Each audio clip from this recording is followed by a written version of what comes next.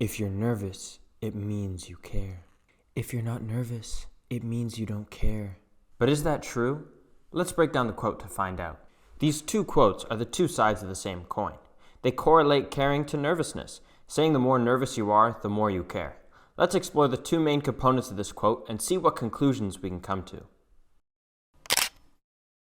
What is nervousness? Nervousness is the primal brain's idea of fear. Your body jacks up the adrenaline, causing your palms to sweat, heart to beat faster, and make you want to run away as fast as you can from this imaginary predator. Back in ancient times, this was great. It means you can get away from that cheetah chasing you. But in modern times, it's these imaginary predators like auditions, flirting, and public speaking that are often the most fulfilling.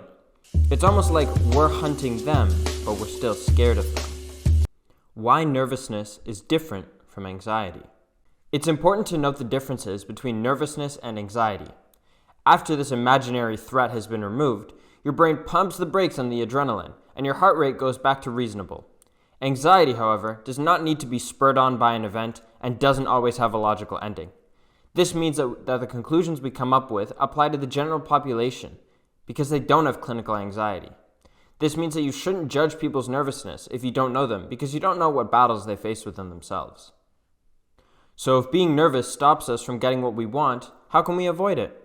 One factor that makes us nervous is fortune telling. This is where you imagine the worst possible outcome to happen.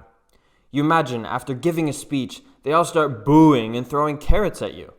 Now imagine instead of you feeling this, your friend who is about to present tells you they're scared to present because of some root vegetables. You tell them they're crazy and they're overthinking it. And that's what you need to do with yourself. Mentally remove yourself from the situation and realize that you're more likely to meet the president before you get carrots thrown at you. So you've realized it's ridiculous, but you're still nervous. One reason for this can be a feeling of self-doubt. The best way to tame this feeling is to put yourself in uncomfortable situations. Seems counterintuitive, I know. The next time you go to take a shower, crank the temperature all the way down. Every instinct in your body will tell you not to go in. You're a human, not a polar bear. But once you step in, you realize that it's not so bad and that you can definitely do it. You probably didn't enjoy it, but you did it. Think of this bravery that you just practiced as a sort of muscle. The more you train it, the more confident you'll feel in your abilities. And when you do have to give that big speech, you won't be nearly as nervous. So you're about to go on stage and deliver your audition for Romeo, but you're still nervous. This is where my final technique can help you. I call this the 10-10-10 rule. Imagine everything goes wrong. Imagine you fail miserably and your director says it's the worst audition he's ever seen. The 10-10-10 rule asks, will I care about this in 10 days? Yeah, probably. How about 10 months? It might still sting if someone brought it back up. How about 10 years? It would be a funny memory to look back on, or be a reminder of how far you've come. Once you realize that the worst outcomes will have very little impact on your overall life, you can face these challenges head on. So now that we've calmed your nerves, does that mean that you don't care anymore? Let's break down caring. Caring, as defined by Google, is displaying kindness or concern for others being people, ideas, or objects. A great article I read defined caring as an only active idea, as it always requires thinking and adapting on the fly. Caring means that you're thinking about how to get the best possible outcome for the things you care about. So the question is, how can we become better caretakers? The first step is identifying reasons for care. Say you have a speech to give about why plastic bags need to be banned. You care about the idea of a clean world. You care that all of a clean world. You care about all of your listeners and all those who resonate with the idea. You care about the future world that exists without you. Now this may seem like an awful lot of pressure to put on yourself, which would make you a little nervous, but you need to remember that this care is reciprocated. The people listening believe in your idea. The world thanks you for wanting to make it better. You thank yourself for expressing your ideas and leaving your fingerprint on the world. Now that we've defined what the two components are, I want to show you a great interpretation of the quote before I share my own interpretation. If you liked the video so far, please leave a like and subscribe for more great content. This is a take I read on a blog by a writer named Nicholas Spallin. He said, quote, feeling nervous when performing or auditioning does mean we care. It means we care too much, specifically about the outcome.